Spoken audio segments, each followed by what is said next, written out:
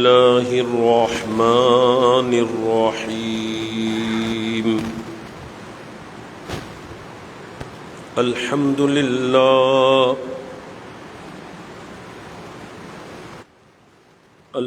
لله نحمده ونستعينه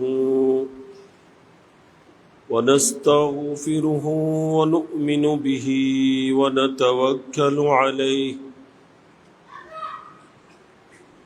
ونعوذ بالله من شرور أنفسنا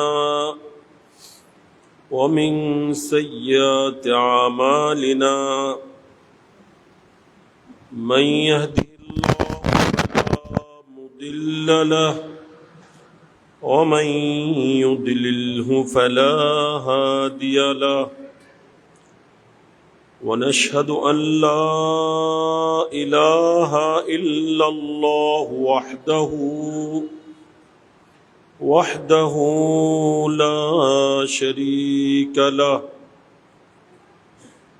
ونشهد أن سيدنا ونبينا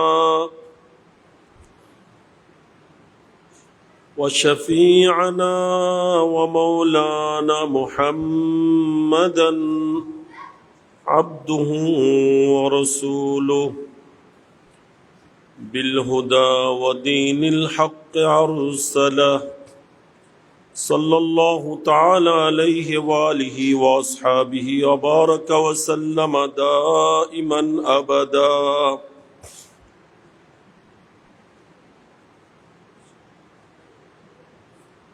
أما بعد فقد قال الله جل وعلا في القرآن المجيد والفرقان الحميد: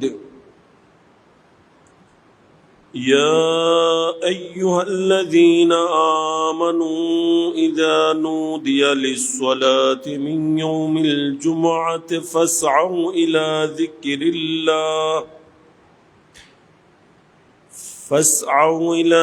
ذكر الله وذروا البيع ذلكم خير لكم إن كنتم تعلمون.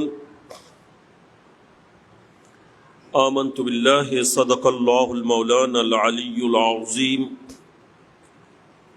وصدق رسوله النبي الحبيب المكين الأمين الرؤوف الرحيم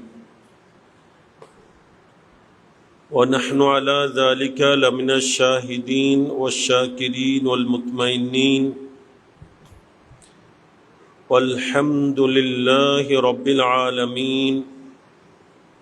مولاي صل وسلم دائما أبدا على حبيبك خير الخلق كلهم يا أكرم الخلق ما لي من ألوذ به سواك عند حلول الحادث الأمامي، فإن من جودك الدنيا وضرورتها ومن علومك علم اللوح والقلم. صلى الله على النبي الأمي وآله صلى الله عليه وسلم صلاة وسلاما عليك يا رسول الله.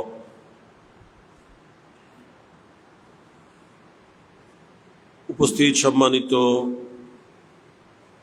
মুসল্লিয়ানে কেরাম, আমি শুরুতে মহান আল্লাহ পাক সুবহানাহু ওয়া তাআলার কুদরতের পাক পবিত্র দরবারে বেহাদ শুকর আদায় করছি যে রব্বুল আলামিন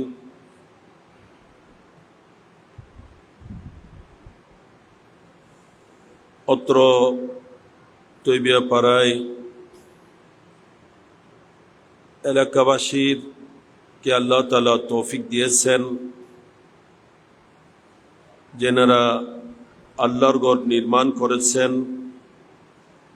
এবং সাধ্য মোতাবিক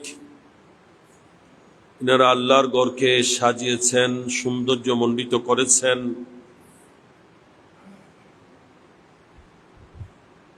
এবং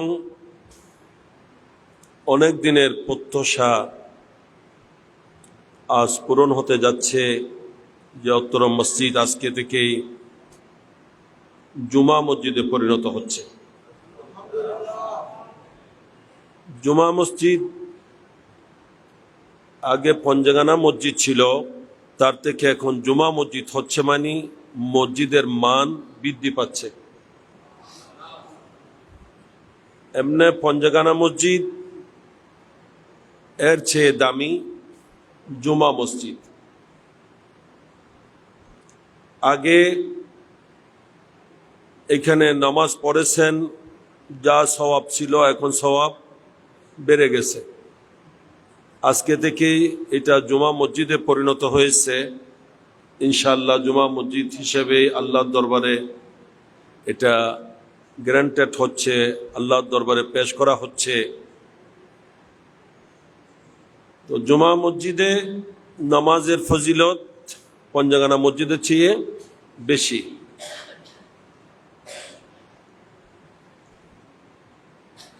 নামাজ আমরা যেটা আদায় করি, নিজের ঘরে আদায় করলে সেটা একে এক। এটা যখন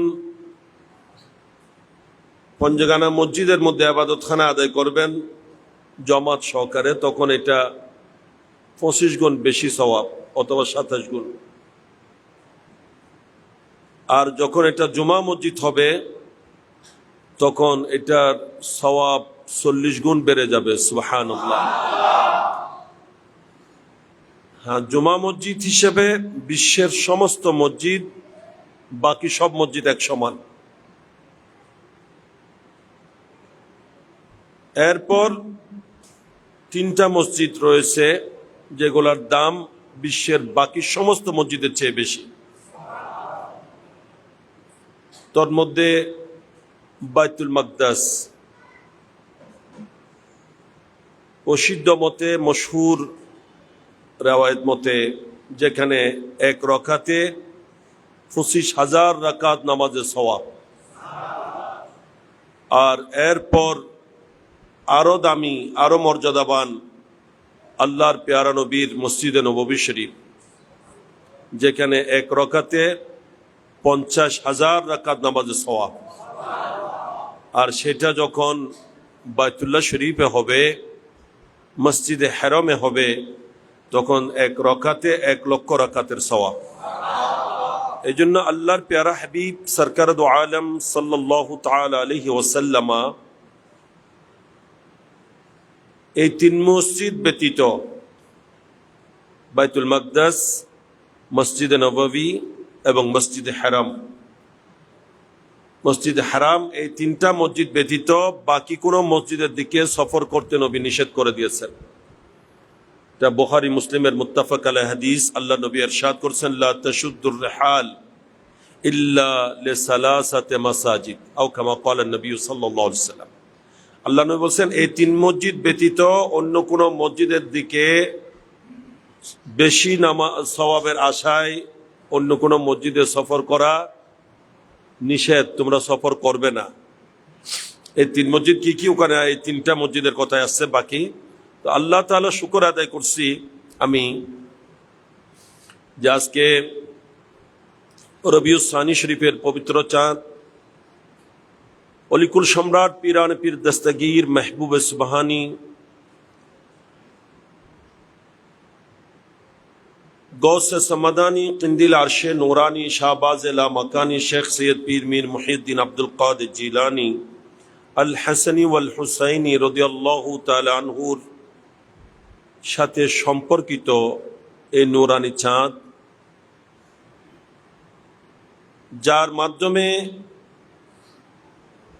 দিন ইসলাম পুনর্জীবন লাভ করেছে। যায় যায় দিন যিনি রক্ষা করেছেন, দিন ধর্ম ইসলামকে যিনি পুনর্জীবন দিয়ে বিশ্বব্যাপী ইসলামের বিস্তৃতি লাভের প্রচেষ্টা, লাভের ব্যবস্থা যিনি করেছেন, ইনি হচ্ছেন হুজুর গৌসে পাক শাহেনশাহ বাগদাদ গৌসে জিলানী রাদিয়াল্লাহু তাআলা।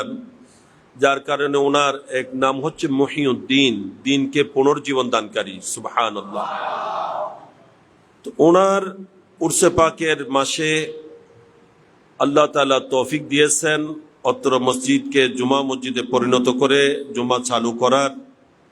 আমি আল্লাহর দরবারে এলাকাবাসীর, এলাকার সকল ইমানদার নরনারীর পক্ষ থেকে শুকর আদায় করছি যে রব্বুল আলামিন আমাদেরকে তৌফিক দিয়েছেন আজকে জুমার বুজুর্গ দিনে আল্লাহর ঘর মসজিদে সালাতুল জুমা আদায়ের লক্ষ্যে হাজির হওয়ার। প্রত্যেকে উচ্চস্বরে বলি আলহামদুলিল্লাহ। এর সাথে আমি যাদের যাদের এখানে জায়গা রয়েছে, এই জায়গাগুলা ইনাদের ছিল, কিন্তু এখন আর ওনাদের না। এটার জায়গার মালিক এখন ডাইরেক্ট কে? এটাকে বলা হয় অকফলিল্লাহ। এখানে কেউ হয়তো বলবে যে হুজুর এটা অকফ করে দেয় নাই, রেজিস্ট্রি করে নাই। রেজিস্ট্রি, অকফ এগুলো হচ্ছে রাষ্ট্রীয় বিধান, এটা শরীয়ী বিধান নয়। জায়গার মালিক যখন এই মসজিদ নির্মাণে সমর্থন দিয়েছে, বাঁধা প্রদান করে নাই। আমি যতদূর জানি শুধু সমর্থন দেয় নাই, সহযোগিতাও করেছে। এখানে এরা মসজিদ নির্মাণে কিও করেছে, সহযোগিতা করেছে, এবং কোনো প্রকার বাঁধা তো নয়, বরং সাধ্য মোতাবেক সাহায্য সহযোগিতা দিয়েছে। এখানে সবাইকে নামাজ পড়ার অনুমতি দিয়েছে কিনা? না, কাউকে বাঁধা দিয়েছে? জি, এটাকে বলে ইজনা আম। এখানে উপযুক্ত আলেম বসা আছেন আলহামদুলিল্লাহ। ইনি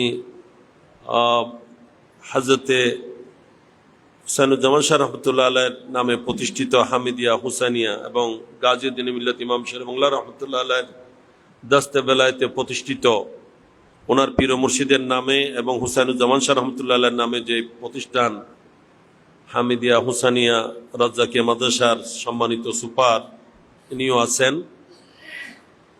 যখন মসজিদে ইজনা আম থাকবে এবং মসজিদে নামাজ পড়ার অনুমতি রয়েছে, কাউকে বাধা দেওয়া হচ্ছে না। এখানে জামাত হচ্ছে, নামাজ হচ্ছে, আজান হচ্ছে, ওনারা জানেন কিনা? সবাই জানে তো না? গোপনে হচ্ছে? এই পর্যন্ত কেউ বাধা দিতে আসছে? এখন তো ফতোয়া হুজুর লাগে না, চায়ের দোকানে বসে ফতোয়া দেয়। কেউ রাগ করবেন না, এগুলো আমাদের বড় রূপ। আমরা দিন ধর্মের আলোচনা করতে, ফতোয়াবাজি করতে একবারের জন্য চিন্তা করি না। এলম ছাড়া ফতোয়া দিলে সে বড় মারাত্মক অপরাধী। এমনকি আল্লাহ নবী বলছেন, কেউ ফতোয়া দিয়েছে, সে না জানে ফতোয়া দিয়েছে, কিন্তু ফতোয়া ঠিক হয়েছে, তারপরও সে গুনাহগার। কেন? তার কাছে কিতাবের এলম নাই, কোন কিতাব থেকে বলতেছে সে জানে না। এভাবে মন গড়া ফতোয়া দিলে তো দিন ধর্ম থাকবে না, দিন ইসলাম থাকবে? এখন দিনের মধ্যে এত ভেজাল, এত ফিতনা, এত ফসাদ হচ্ছে কেন? এই মন গড়া যার যেমন ইচ্ছা তেমন ফতোয়াবাজি করতেছে বলেই তো ফিতনা ফসাদ গুলা হচ্ছে, ঠিক কিনা? এখন হুজুর বাসাবাসি করে কে? যে কিছু জানে না সে, এটা হবে না, ওইটা হবে, হুজুর এটা লাগবে, ওইটা লাগবে। এগুলা হচ্ছে আমাদের বড় বড় মারাত্মক ভুল। আমরা এমন কিছু বলে ফেলি যেগুলা বলার অথরিটি আমার মধ্যে নেই। তাই দিনের ব্যাপারে খুব সতর্ক হতে হবে আমাদের। দিন ইসলাম এটা মামুলি বিষয় নয়, এবং এটা নতুন কোনো দিন নয়। আমাদের ধর্ম এটা নতুন নাকি? জি, বিশ্বের সবচেয়ে প্রাচীনতম ধর্ম যেটা, সেটার নাম ইসলাম। আজকে সনাতনী ধর্মের কথা ওরা বলছে, এগুলো সনাতনী ধর্ম নয়। আদম আলাইহিস সালাম থেকে সকল নবীদের ধর্ম একটাই, সেটার নাম ইসলাম। এই ইসলাম আমার নবীর মাধ্যমে পরিপূর্ণতা হয়েছে। যে এই জন্য আল্লাহ বলেন না যে নবীকে দিয়ে দিন দিয়েছি। আল্লাহ বলছেন আল ইয়াউমা আকমালতু লাকুম দীনাকুম, আজকের দিনে আমি দিনকে পরিপূর্ণতা দিয়েছি, এটা বলছেন। যে নবীকে প্রেরণ করার সময় আল্লাহ দিন ইসলাম দিয়ে প্রেরণ করেছেন, যে দিন ইসলাম আদম আলাইহিস সালাম নিয়ে এসেছিলেন। এগুলার উপর আমার অনেক লম্বা লম্বা আলোচনা রয়েছে, জুমার আলোচনা। তো সেই দিন ইসলাম এটা কমপ্লিট একটা পরিপূর্ণ জীবন ব্যবস্থা। এমন কিছু নাই যেটা ইসলামের সমাধান নেই। তবে সমাধান না জেনে, ইসলামের দিক নির্দেশনা না জেনে, ইসলামের এটার ব্যাপারে ফায়সালা কি এটা না জেনে আমি ইচ্ছা মতো ফতোয়া দেব, এইগুলা সম্পূর্ণ অনধিকার চর্চা, এই অধিকার আপনাকে ইসলাম দেয় নাই। আপনি এটা করবেন, দিন ইসলাম রক্ষা হবে না, দিন ইসলাম ধ্বংস হয়ে যাবে। নাউজুবিল্লাহ মিন জালিক। সেই জন্য আল্লাহ নবী বলছেন, কেউ যদি নিজের মন গড়া ফতোয়া দেয়, ফতোয়া যদি সঠিকও হয়, সে না জেনে ফতোয়া দিয়েছে, ফতোয়া কি হয়ে গেছে? সঠিক হয়ে গেছে, এরপরও সে গুনাহগার, এরপরও সে গুনাহগার। কোরআনের ব্যাখ্যা দেওয়া, হাদিসের ব্যাখ্যা দেওয়া, এগুলো তো অনেক ঊর্ধ্বের কথা। একেবারে কোনো ফতোয়া, সাধারণ বিষয়েও যদি কেউ নিজের ইচ্ছা মতো ফতোয়াবাজি করে, সে কি হবে? গুনাহগার হবে। নাউজুবিল্লাহ মিন জালিক। তো মসজিদ ইজনা আম যখন হয়েছে এবং এটাকে নামাজ পড়ার ব্যাপারে অনুমতি রয়েছে, এটা অক্ষ হয়ে গেছে আল্লাহর জন্য। এই জায়গার মালিক এখন কে? সরাসরি আল্লাহ, এখানে কোনো বন্দা নেই। আর কথা বুঝেছে? এটাকে অকফলিল্লাহ বলা হয়।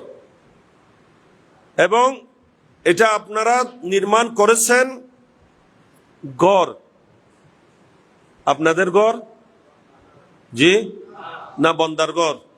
কোন বন্দার গড়, এটা কার গড়?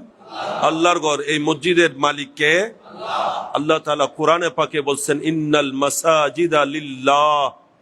আল্লাহ বলেন, সমস্ত মসজিদ গুলো আমি আল্লাহর। সুবহানাল্লাহ। এগুলা সব কার? আল্লাহ। সে আল্লাহর গড়ে আল্লাহ তাআলা আমাদেরকে আসার তৌফিক দিয়েছেন। তো যেহেতু জুমার দিন লম্বা আলোচনা করলে আপনাদের কষ্ট হবে, আমি দীর্ঘ আলোচনায় যাব না।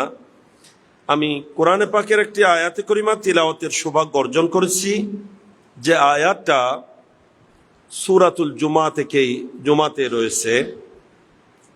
জুমার নামাজ এটা এমন একটি নামাজ, এমন এক সালাত, যেটার গুরুত্ব এত বেশি যে এই দিনের নামাজের, জুমার নামাজের, জুমার আজানের, জুমার খুতবার, জুমার নামাজ পরবর্তী বিষয়, জুমার আজান হয়ে গেলে কি করতে হবে না হবে, যাবতীয় সব বিষয় নিয়ে আল্লাহ তাআলা পরিপূর্ণ একটা সূরা নাজিল করেছেন। বরকত সুবহানাল্লাহ। সূরাটার নাম কি? সূরাতুল জুমআ। সূরাতুল জুমআ।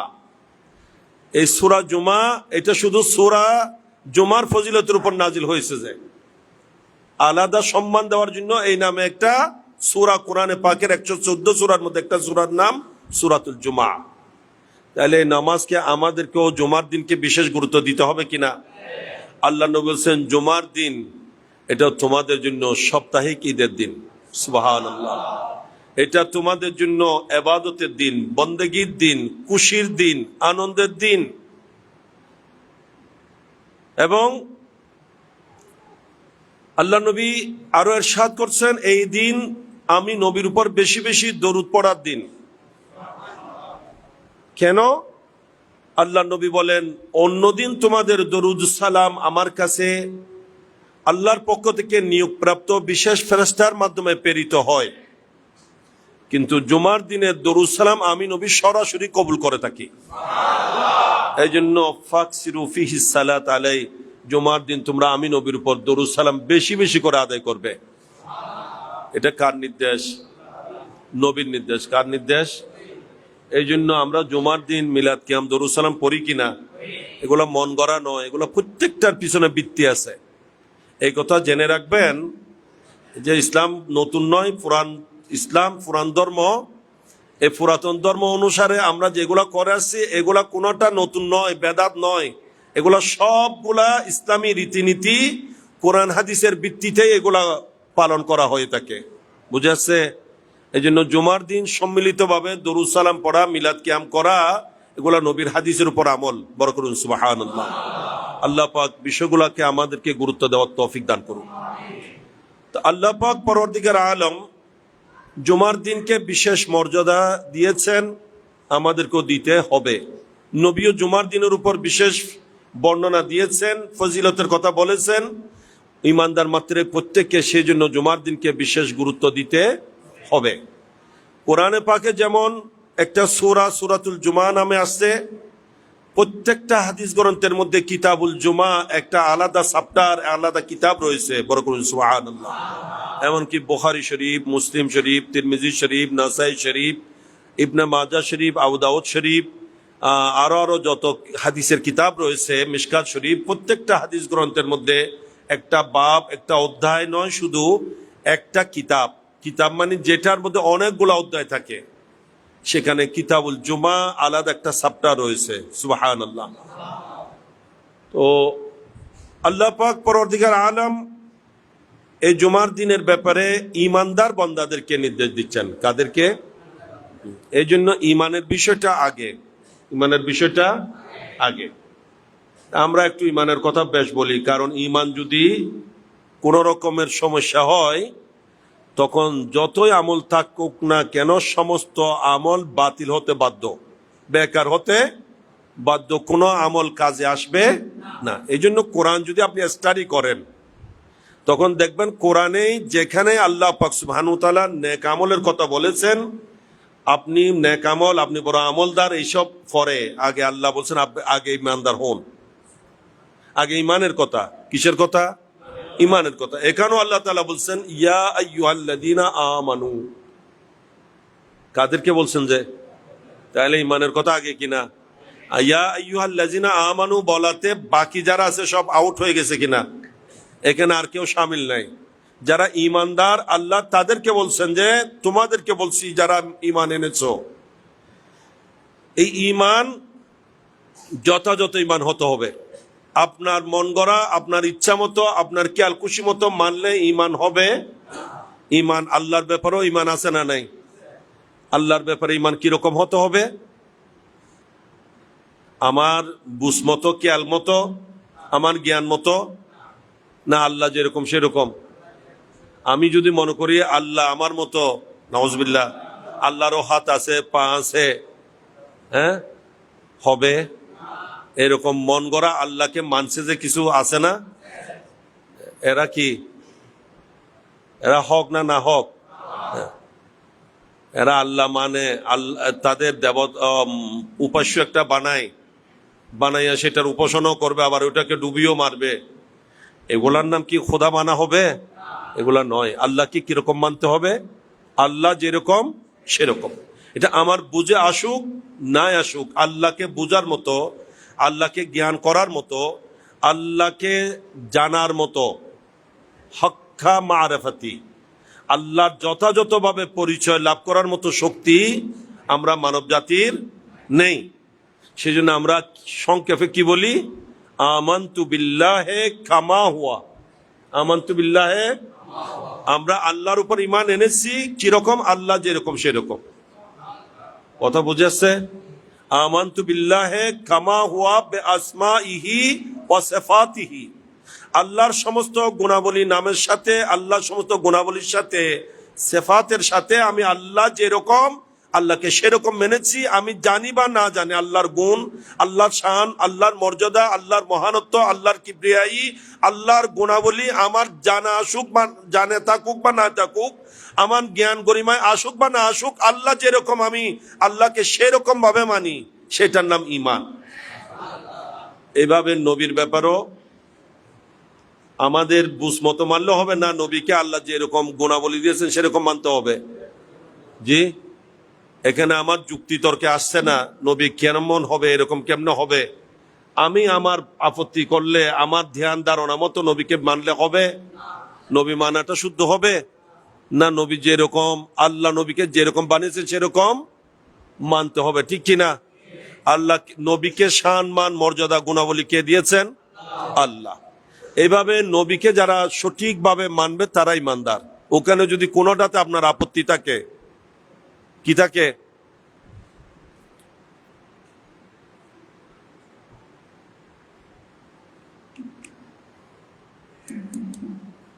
কোনোটাতে যদি আপনার আপত্তি থাকে, না, কোনটাতে যদি আপত্তি করে ঈমান থাকবে।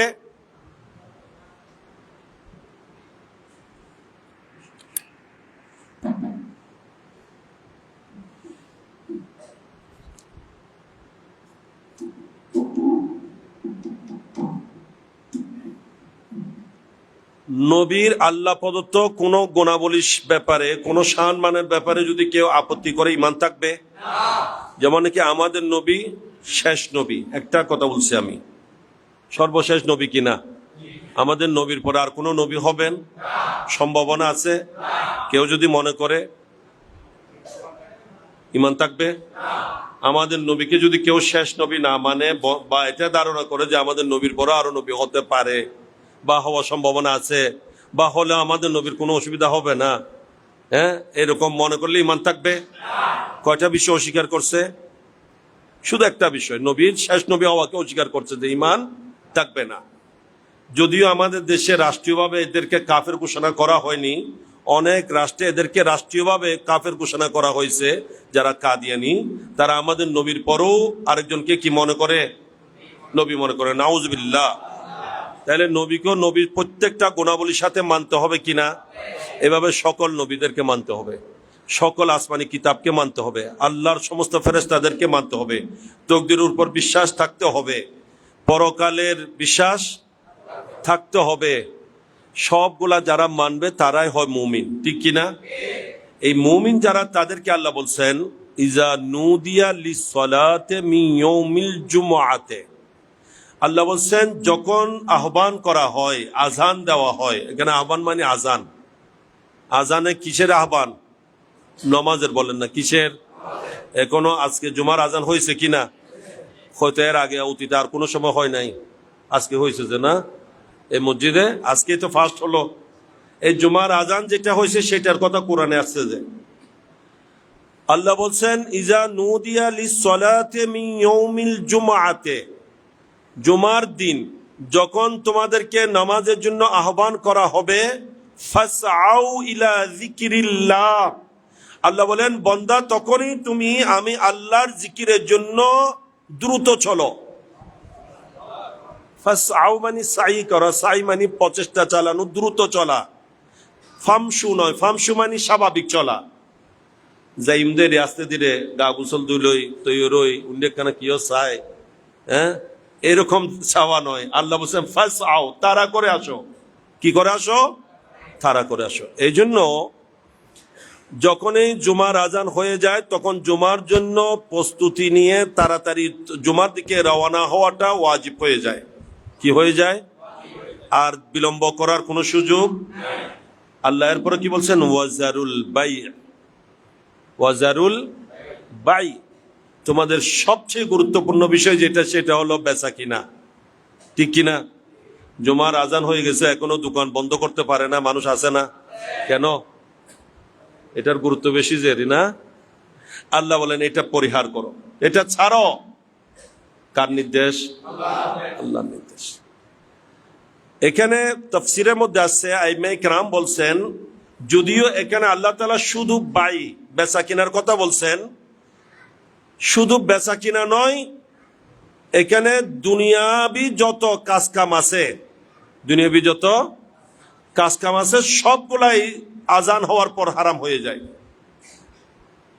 এই মসলা আমরা অনেক মুসলমান কিন্তু জানি না। জুমার আজানের পর ব্যবসা করলে ব্যবসা হারাম। আপনি কিছু কিনেছেন, সদাই করেছেন, এটা হারাম। কিনাও হারাম, বিক্রি করাও হারাম। এখন জুমার আজানের পর যদি আমরা কিনতে না যাইতাম, খরিদ করতে না যাইতাম, দোকানদার বসে থাকতো না। এখন আমরাও যাই, দোকানদারও বলে যে না, যেহেতু কাস্টমার আসতেছে আমি একটু দেরিয়ে যাব, বেচা কিনা করতেছে। হালাল না হারাম? আর দোকানদারও যদি জুমার আজান হয়ে গেছে ব্যবসা হারাম হয়ে গেছে বলে দোকান বন্ধ করে দিত, কাস্টমার যাইতো? এই জন্য দুজন অপরাধী কিনা? অপরাধ দুজনে করছে কিনা? মুসলমান, কিন্তু এই বিষয়গুলো আমরা জানি না। হারাম করতেছি জানি না। হারাম মানে কবিরা গুনাহ। কি গুনাহ? যেটার জন্য তওবা লাজিম। ব্যবসা হারাম হয়ে গেছে, এটার উপার্জন হারাম। ওই সময় যা বেচা কিনা সব হারাম হয়েছে, আপনার উপার্জনের মধ্যে হারাম ঢুকে গেছে। নাউজুবিল্লাহ মিন যালিক, লা হাওলা ওয়ালা কুওয়াতা ইল্লা বিল্লাহ। নিজের অজান্তে হারাম কাছে খবর নাই। তো এখানে রয়েছে শুধু বেচা কিনা নয়, দুনিয়াবি যত কাজ কাম আছে সবগুলা জুমার আজানের পর হারাম হয়ে যায়। তাই জুমার ব্যাপারে আমাদেরকে অত্যাধিক গুরুত্ব আরোপ করতে হবে কিনা?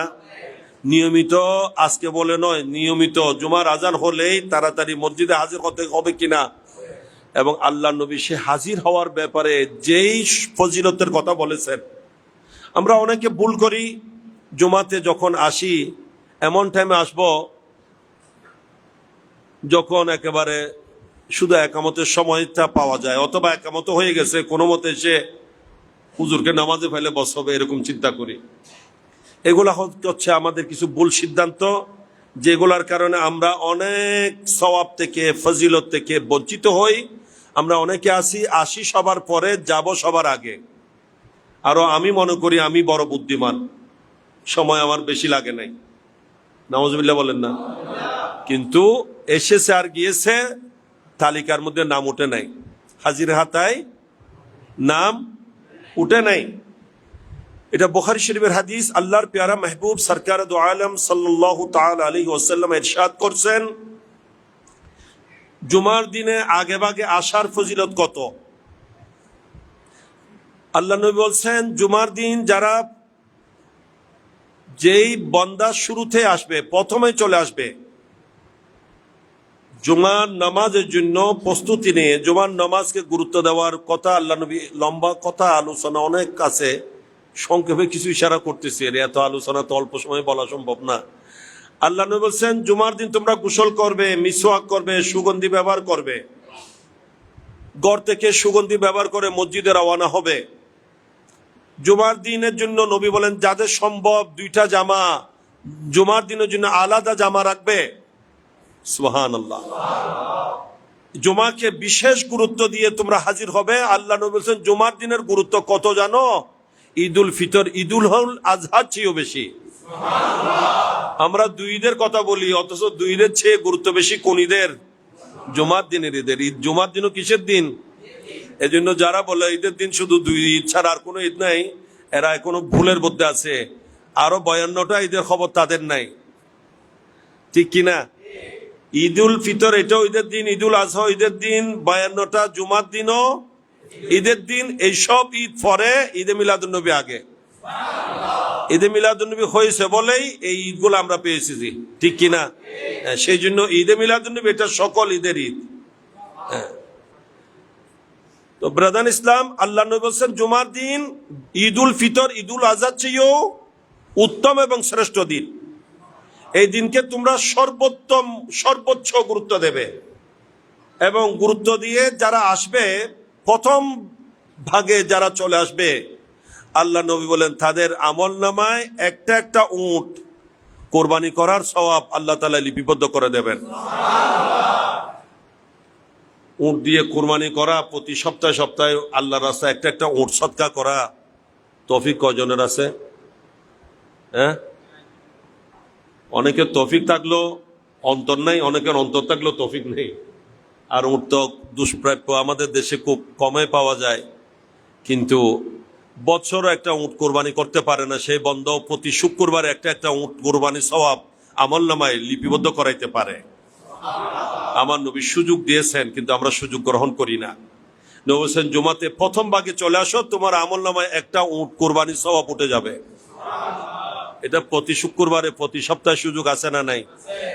এরপরে যারা আসবে, আল্লাহ নবী বলেছেন তাদের আমলনামায় একটা একটা গরু কোরবানি সওয়াব উঠবে। সুবহানাল্লাহ। তারপর যারা আসবে একটা ছাগল, তারপর যারা আসবে একটা মুরগি, তারপর যারা আসছে একটা ডিম। এতদূর পর্যন্ত বর্ণনা আছে, বুঝেছে? তাহলে দেরি করলে লাভ। জি। এরপরে আমার নবী বলেন, যখন হুজুর বা আলেম যিনি, উনি যখন কোরআন শুরু করে দেন, তখন ফেরেশতা যারা আল্লাহ তাআলা জুমার দিনের জন্য স্পেশাল ভাবে পাঠিয়েছিলেন, তারা বলে, আমরা এখন আর কারো নাম লিপিবদ্ধ করব না, লিস্ট করব না, আমরাও বয়ান শুনতে থাকবো।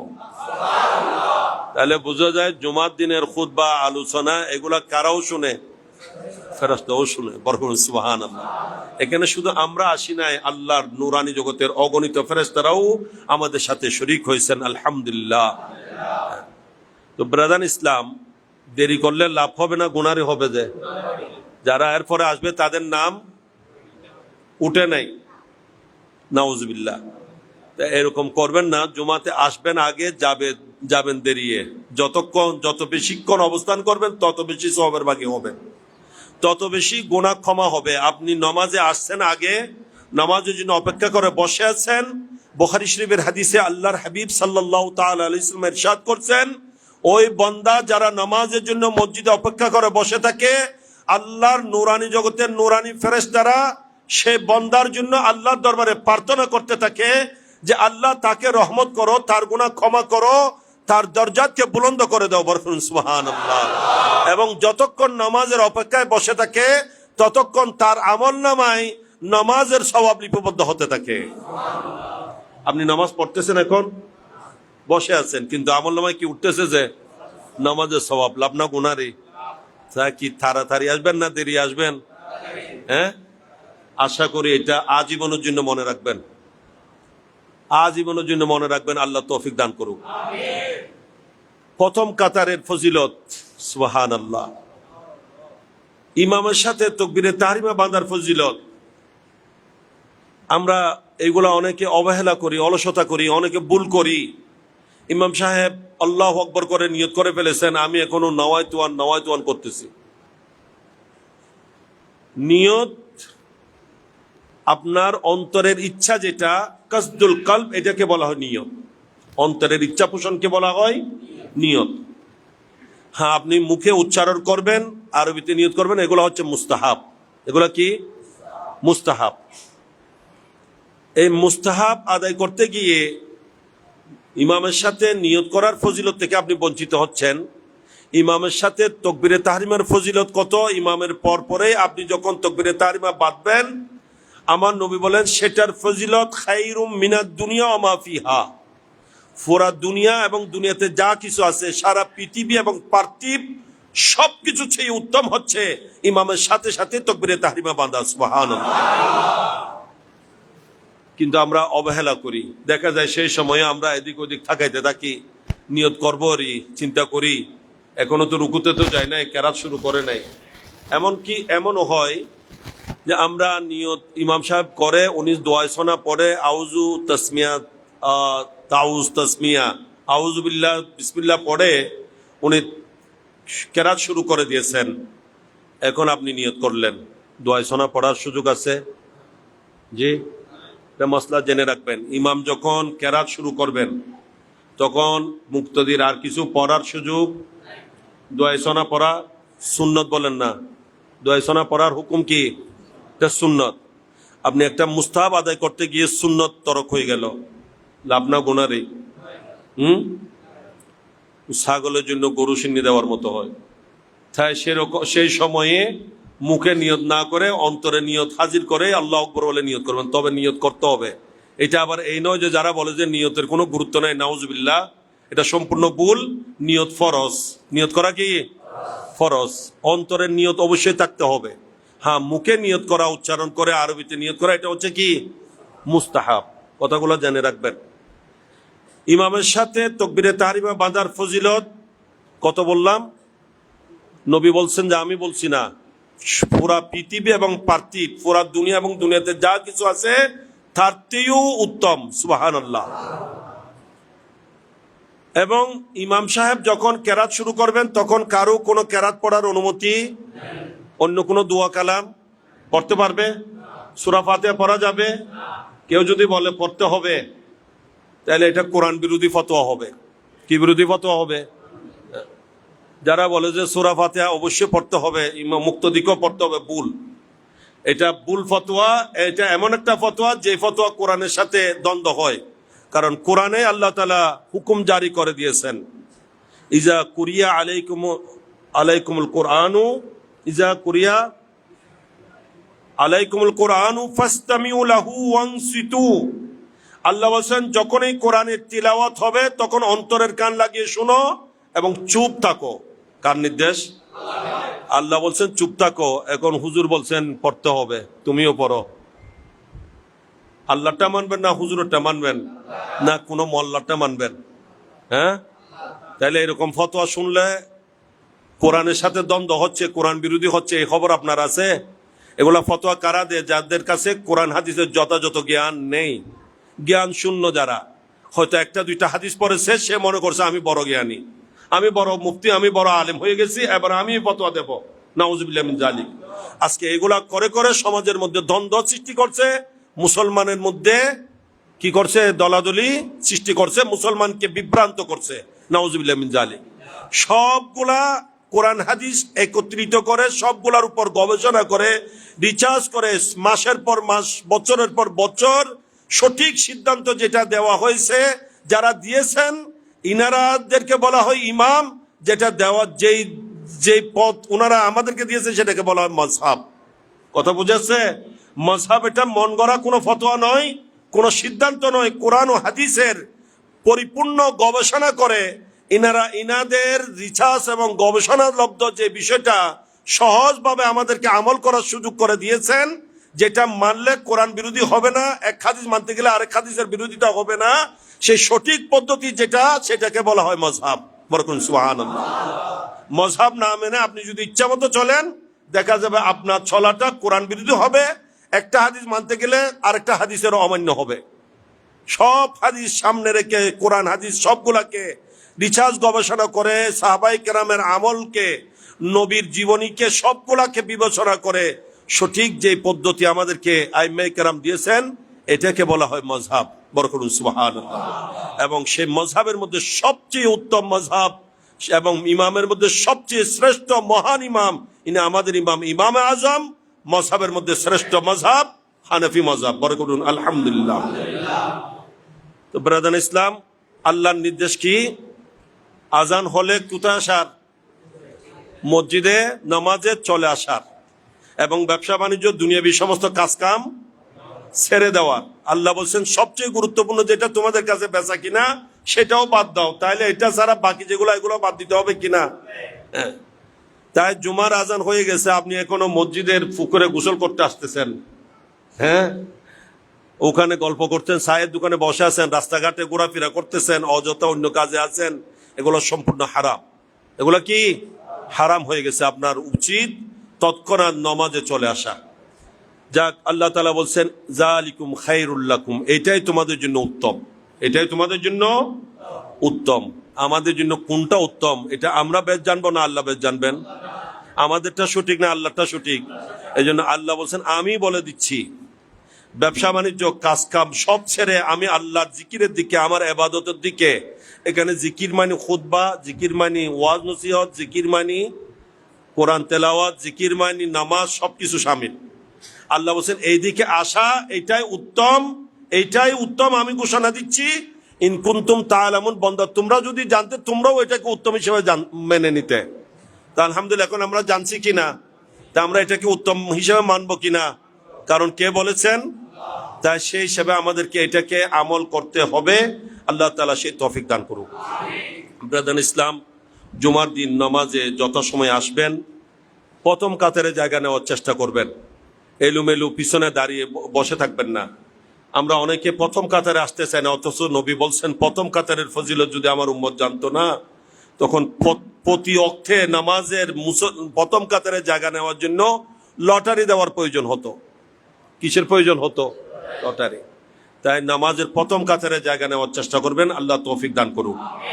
এবং জুমার দিন আসার সময় অনেকগুলা নিয়ত একসাথে করতে পারবেন। ভালো নিয়ত যে আমি জুমাতে যাচ্ছি, যাওয়ার সময় প্রতিমধ্যে যাদের সাথে মুসলমানদের সাথে সাক্ষাৎ হবে তাদেরকে সালাম দেব, ওখানে যাদের সাক্ষাৎ হবে তাদেরকে সালাম দেব, তাদের খবর নেব, তাদের ভালো মন্দ জানবো, অবগত হব। এখানে আসার সময় নিয়ত করবেন, নামাজের নিয়ত এটা আছে, ওয়াজ নসিহত শোনার নিয়ত করবেন যে আমি যাচ্ছি কিছু বয়ান কোরআন হাদিসের আলোচনা শুনব। আলহামদুলিল্লাহ, আপনাদের যিনি খেতাবতের দায়িত্ব পালন করবেন ইনি অপরিচিত কেউ নন, আপনাদের পরিচিত, ছোট থেকে এখানে লেখাপড়া করে বড় হয়েছে।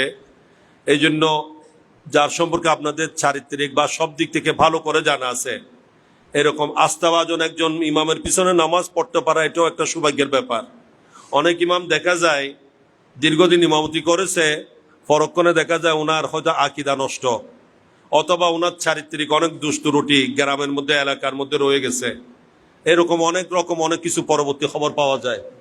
তো আর আলহামদুলিল্লাহ সেরকম কোনো সমস্যা নেই। এটা এমনি আমি কথা প্রসঙ্গে বলছি যে, তো আমি ওনাকেও বলবো কোরআন হাদিসের আলোচনা এবং আমার জানা মতে আলহামদুলিল্লাহ এই যথেষ্ট যতদূর প্রয়োজন অতদূর জ্ঞান আছে স্টাডি করে, আমি আরও বলবো যথাযথভাবে কোরআন হাদিসের আলোচনা করে সুন্দর স্টাডি করে যেন আপনাদেরকে কিছু জানার মতো ব্যবস্থা করে। তো সেই নিয়তে আসবেন যে আমি যাচ্ছি কিছু জ্ঞান অর্জন করব।